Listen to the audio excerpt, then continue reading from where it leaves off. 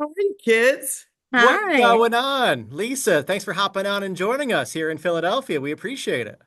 Oh my goodness, I'm so excited. I wish my hair was more up to the task. I Oh, feel you. when I'm not like actually in production with the guy doing my hair every day, I brush it and I'm like, that's fine. And then I look at it on camera and I'm like, oh, that man's a genius. You look great. Thank you. Thank We're in you. radio, so we never really care about what we look Yeah. like on this end. We just hide Well, behind a microphone, baby. It's great. then why are you both so cute? Oh, stop it. My Lisa, dog in the show. what kind of dog is that? What's their name? Oh, That's Buster. He's a husky shepherd, and it's Oh. stupid. It's a wrong name for him. It's bad. I don't know how he got that name. That's not. He's gonna bark in 3 seconds because he's a freaking toddler. What? I'm on a Zoom. You see that I'm on a Zoom. What? He's doing this. Like we're gonna go play. just No, bring him in. Buster, come here. I want to say hi to you. You don't listen to me. This is giving like quarantine vibes when I was like Yeah. doing stuff at Oh my my house. Like God, the cats would 100%. walk across the keyboard. Here, look. Here he is. Come here.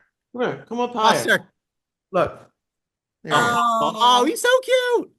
so cute. He's an old man. He's an old Oh, and he doesn't like to do what I say. And his name is wrong because my daughter says he's like the star of a 90s movie where a businessman gets caught in a dog's body and he's just trying to get back to his wife and kids. He's like Nicolas Cage. Nicholas Cage, if he was a toddler. That's If he great. was if he was a furry toddler. I'm kind of Nicolas Cage. It tracks. It tracks. 100%. Oh man, so good to have you Eyes on on. here and Thank you. coming back to Philadelphia again. I mean, you are now a Philly staple. Coming to Helium, what, Friday, July 11th through the 13th, all weekend.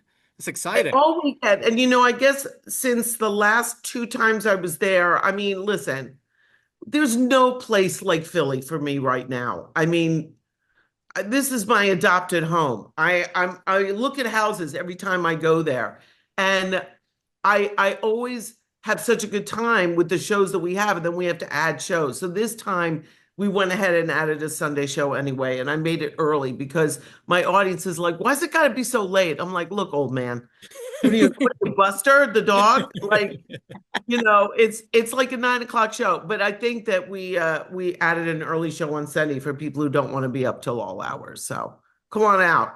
Come Oh, on out for the old folks matinee. We'll have soft food. that's the best. What are some Good. of your favorite things to do when you're in Philly then?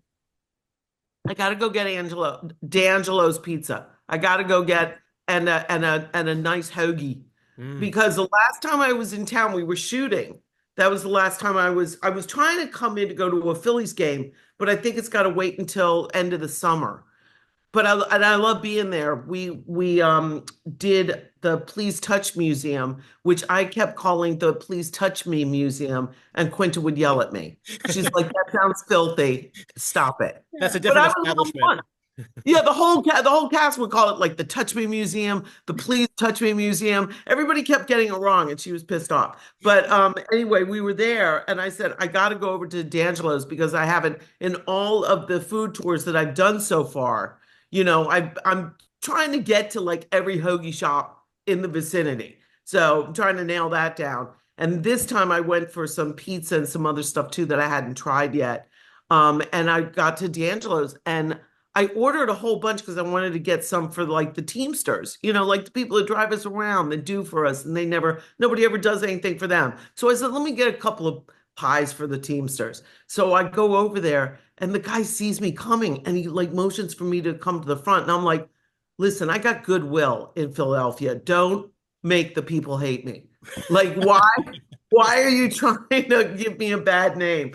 But anyway, he's like, here's my number. I'll hook you up if you ever want anything. So I figure when I come to do the shows, at least one of the nights I got to get a whole bunch of D'Angelo's pizza and hand them out to the crowd. Oh, I love Oh, it. that's awesome. Yeah, while they're waiting in line or something. Nice. I'm curious, you were talking about moving to Philly. Did you pick out any neighborhoods? Like, do you have like a go-to neighborhood or location in Philly? you know, you know how your phone listens to you because it's Big Brother, and my mother was right all these years. My Sicilian mother was like, they're listening to you. Like, I don't like that Alexa because she's a rat. Like, my mother thought Alexa was a spy in your house. And she's not wrong, by the way. Oh, she's not wrong. Oh, I believe They're it. wrong to find out. And now we all know because we pick up our phone, having just had a conversation with our, friend about, God, we should really just go to Italy. And all of a sudden you pick up your phone and every single video on Insta is like, here, go to Sicily. Like they're listening. But the algorithm feeds me different neighborhoods that I like these old stone houses. Yeah. So like the Bala area, like around there. And wherever D'Alessandro's is, where's that? Bryn Oh Mawr? yeah, is That's that not Bryn Mawr. Manayunk? Yeah, like Manny Manayunk? Roxborough. Yeah. Okay. Yeah, that's where it's feeding me. So Nice. I just look at the houses that it's sending me. Where should I look? Oh, those are good areas. Those are great areas. Rittenhouse is really nice. I love Rittenhouse area. Fairmount, Center City. I Rittenhouse mean, we got options. is right by the club. I love walking around there. Yeah.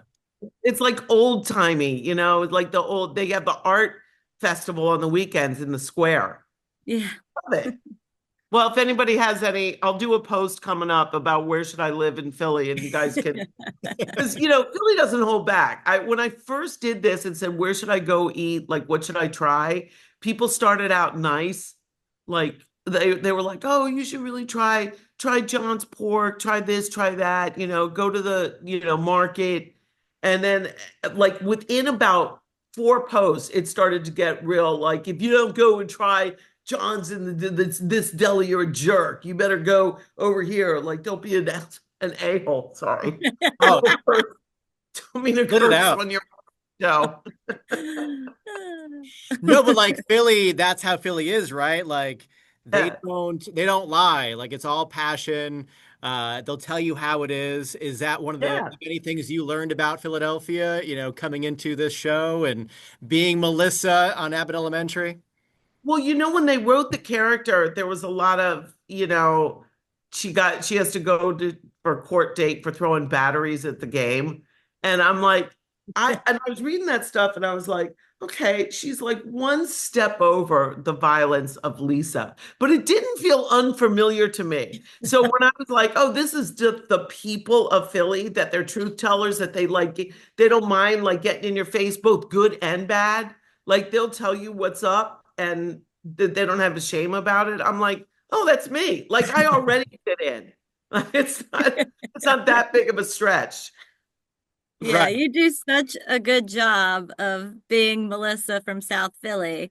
Oh, Do you have like a favorite line or, Phillyism that you've delivered over the years, over the seasons? oh my God. I should really get a list of these for questions like this.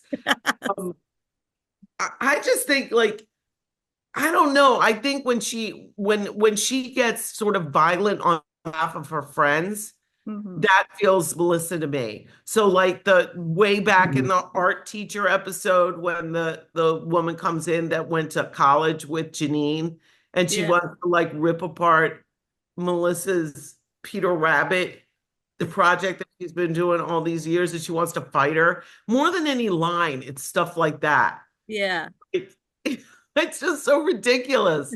Like well, I mean, that one actually, I got Melissa's back on that because this woman took these books that she's brand new books that Melissa paid for with her own money. It wasn't cheap, even if she had a hookup, if you know what I mean. Yeah. Uh, but even if something fell off a truck, she still paid for it. And this woman like destroyed it. And Melissa was like, here, hold my earrings. And I just thought that was so quintessential. Melissa's going to throw down over some Peter Rabbit books. Yeah. But what's fun for me now too is that once the audience knows who you are and they're like, okay, this is this character, then they get to see all the different sides of it. Not just for me, but for the other characters too. Like everybody was like, how did Ava get that job? She's trash. She's trash, as Mr. Johnson says. Yes. But then she like she makes things happen in a way she gets her hookups. In a way, Ava and Melissa are very similar. And I said Yeah. that, as we went down the road in the episodes, there were some reactions. At the beginning, we were all supposed to be like shaking our heads at Ava, like, I can't believe what this woman is doing again. And after a while, I found myself kind of nodding, like, she's not wrong. Yeah, maybe violence is the answer. And then I thought, you know what? They have much more in common. I don't know if they'll ever admit it, but then in this last season, they were in cahoots over a heist at the new golf course to steal some truffles. And I thought, all right, they're getting it. Like these two can do some damage together. I love how like my biggest takeaway is that Lisa and Melissa are not that far apart. I love that. You are Philly. Yeah, I mean, I'm Sicilian. My mother was a Sicilian teacher in a public school in DC, not Philly. But she's kind of a bit of the inspiration for Melissa. She was not quite, yeah, she had a fresh mouth now that I think about it. Yeah, she was pretty Melissa. She, but I never saw her being willing to fight. I think that was more Lisa because my mother was raised in Catholic schools, right? In New York, in Brooklyn. And I came up in the public schools in kind of some rough public schools. So I had to have my friends back on a couple of occasions. I haven't gotten into a fight in a long time though, guys. Don't, That's good. don't I'm more of a dancer than a fighter. If there's a dance off, I'm your girl. There you go. Yeah. Yeah. We just can't wait to welcome you back to Philadelphia. It's coming up July 11th, Helium Comedy Club. We can't wait to see you there all weekend. And thank you for taking the time and chatting with us. Like you said, Philly is passionate. They'll tell you how it is, but when they love you, they love you. And we love you. So thank you so much. And it makes me feel so good having now ridden in a couple of the parades, and I was the Grand Marshal of the Italian Heritage Day Parade. I mean, I really feel like Philly is my people. That's why I save it for the end of the tour before I have to go back to work because there's just nothing like going home. So you guys come out and see me before the tickets sell out because they will. Absolutely. Lisa and Walter, thank you so much. Appreciate you. Take care, you guys.